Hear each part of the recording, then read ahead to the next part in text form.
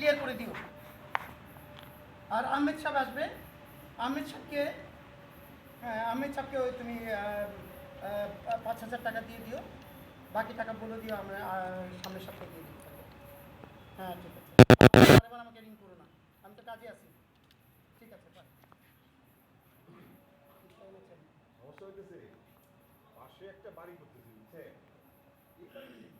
মানে যেটা কইছিলাম তার থেকে একটু কম সুবিধা আছে, কিন্তু পাশের বাড়িটা আমি 5 স্টার মানের বাড়ি করতেছি বুঝছে। আর এই যে আশেপাশে যত জায়গা জমি দেখতেছে সবই আমার। শোনেন, হ্যাঁ আসার সময় দুজন দিদির সাথে দেখা হয়েছিল, তো আজকে কিছুক্ষণ আগে দেখলাম তারা আপনার বাসার পাশ দিয়ে ঘোরাঘুরি করছে এবং উঁকি ঝুঁকি মারছিল। ও, আর এরা হইতেছে কই মাছ। মেঘ যখন ডাকে তখন কই মাছ ডাঙায়, ডাঙায় উঠলে কই মাছের কি হয় সেটা ভালো করে জানি। কই মাছ হোক আর শৈল মাছ হোক কোনো অসুবিধা নেই, এদের নিয়েও কোনো টেনশন না। এই এলাকাটা হইতেছে আমার, আমার কথা মতো এই এলাকা চলে, বুঝতে পারছেন? আপনি তো ভিলেনের মতন কথা বলেন। আমি তো ভিলেনই, ভিলেন কি নায়কের মতো কথা বলবো? কাজটা কখন শেষ করবেন? কাজটা দ্বিপ্রহরে করবো, দ্বিপ্রহরে কাজ করতে আমার আবার খুব আনন্দ।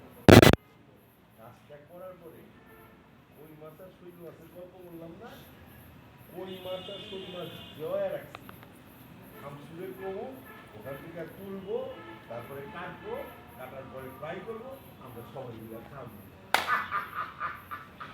আপনি যাই করেন আমার কাজটা ঠিকভাবে করে দেবেন। ঠিক আছে থাকি।